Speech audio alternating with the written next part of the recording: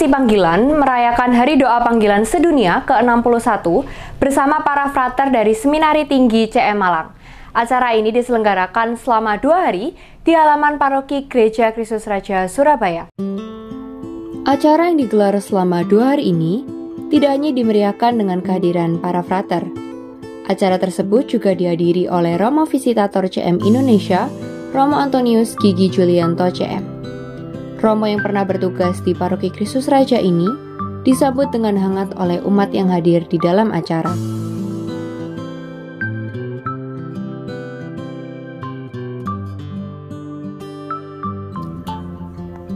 Bersama reporter kami Eca, menanyakan langsung kepada 2 orang frater tentang motivasi di dalam menerima panggilan. Berikut liputannya. Shalom pemirsa, saat ini saya sedang berada di depan Gereja Katolik Kristus Raja Surabaya bersama dengan saya Frater Sandro dan Frater Yon. Selamat pagi Frater. Baik Frater, bisa dikenalkan dan dari mana asalnya ini? Baik, saya Frater Sandro CM, asal dari Paroki Maria Ratu Rosari Lebang, Keuskupan Sintang, Kalimantan Barat. Kalau saya Frater Yon. Saya berasal dari Paroki Santo Antonius Padua Ampenan, Lombok, Nusa Tenggara Barat. Baik Frater, sebelum memasuki seminari ini pasti ada dorongan dan motivasi ya Frater. Nah, dorongan dan motivasi dari frater-frater ini apa nih? Bisa disebutkan? Kalau motivasi itu pasti identik dengan pengalaman masa lalu juga kalau bagi saya. Nah, masa lalu saya itu atau masa kecil saya diawali dengan keaktifan saya sendiri dalam kegiatan menggereja. Juga saya mengenal banyak romo. Dari situ saya merasa tertarik, merasa melihat bahwa romo itu spesial, bahwa romo itu menarik. Akhirnya saya setelah tamat SMP memutuskan untuk melanjutkan pembinaan di Seminari Menengah Santo Yohanes Maria Vianney, Keuskupan Sintang.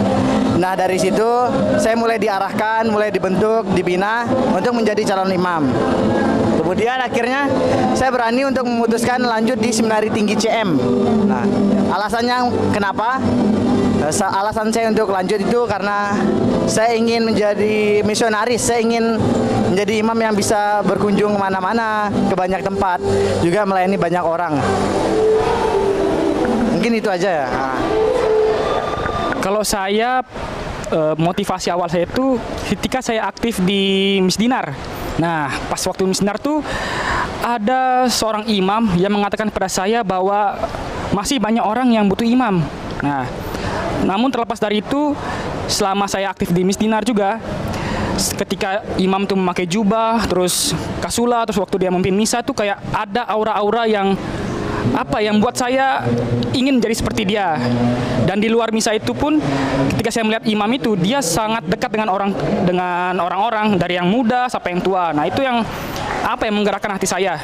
Namun ada satu pengalaman yang membuat saya ingin menjadi seorang imam, yaitu ketika saya diajak sama orang tua, romo paroki saya, untuk pergi ke salah satu stasi paroki kami. Nah, di situ tuh stasi yang terpencil dan membutuhkan imam. Nah, dari situlah saya terpikir dalam hati saya untuk masuk seminari. Itu pun dengan dukungan kedua orang tua saya.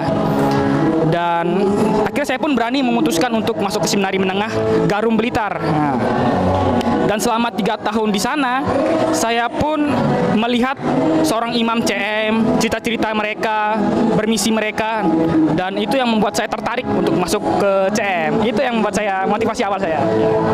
Berarti dari kedua frater ini sudah memiliki dorongan tuh dari kecil ya, dari dulu sekali. Baik. Lalu setelah menjadi frater ini mungkin sudah ada bayangan untuk melanjutkan kegiatan kedepannya ini, bagaimana frater? Kalau dari saya, gambaran imam lah ya. Gambaran imam saya yang saya miliki itu, saya ingin menjadi imam yang sederhana, juga mau melayani siapapun tanpa memilah-milih. Lalu keinginan saya sendiri juga semoga dikehendaki Tuhan, saya ingin menjadi misionaris di tempat-tempat misi seperti itu. Kalau saya, bayangan saya ketika menjadi imam nanti, ya hampir sama dengan Frater Sandro. Pokoknya bagaimanapun kongregasi membutuhkan saya manapun saya akan siap. Namun saya punya ketertarikan sendiri untuk bermisi, terlebih misi-misi di luar negeri gitu. Nah, itu keinginan saya untuk bermisi di luar negeri, dan dari sekarang pun sudah saya menyiapkan beberapa hal yang untuk membantu saya untuk bermisi nantinya. Gitu. Baik, semoga untuk harapan dan keinginannya itu bisa terwujudkan segera ya, Rom. Baik, untuk sharing dan tentang seminari yang ditempati sekarang ini bagaimana, Frater? Bisa diceritakan sedikit tentang seminari? Jadi kami dalam pembinaan calon imam kongregasi misi itu, pembinaannya diawali dengan tahap postulat. Itu selama setahun, kemudian tahap novisiat selama setahun, kemudian kami para frater itu menjalani masa studi filsafat teologi kurang lebih selama 4 tahun, kemudian dilanjutkan pastoral. Nah, pastoralnya ada 2 kalau di CM. Yang pertama itu pastoral parokial selama kurang lebih 10 bulan, kemudian pastoral kategorial kurang lebih 8 bulan seperti itu. Kemudian setelah menjalani pastoral, kami melanjutkan pembinaan studi S2. Nah, selama 2 tahun. Setelah itu kaul kekal, kemudian diakon dan tabisan imamat seperti itu. Itu perjalanan dari awal sampai akhir. Mungkin banyak orang yang berpikir bahwa seminari itu hanya tempat untuk berdoa saja. Oh, itu bukan hanya untuk tempat berdoa saja, tapi tempat untuk mengembangkan kreativitas, bakat, minat. Nah, itu tempat kami di seminari. Dan kami pun dilatih untuk bagaimana berbicara di depan umum, public speaking. Apalagi kami kan nanti menjadi pengkhotbah kan. Nah, itu harus belajar dari awal juga itu. Dan terkhusus di seminari tinggi di S1 itu kami punya kegiatan yaitu pastoral. Itu ada SSV, mungkin banyak orang tahu SSV, terus SSA. Kami juga mengurus SSA, yaitu Sanggar Sahabat Anak. Nah, itu di mana kami mengajar anak-anak kampung khususnya. Itu yang bantu kami untuk lebih menjadi seorang imam Vincentian yang melayani orang-orang miskin. Seperti itu seminari kami. Baik, Frater. Berarti dari seminari ini berarti kita diajarkan juga tidak hanya untuk berdoa, kami juga bersosial seperti itu ya. Dari frater-frater sendiri ini sudah sampai tahapan mana nih? Oh, kalau saya sendiri, saya ini sedang menempuh pendidikan filsafat teologi semester 4, tingkat 2.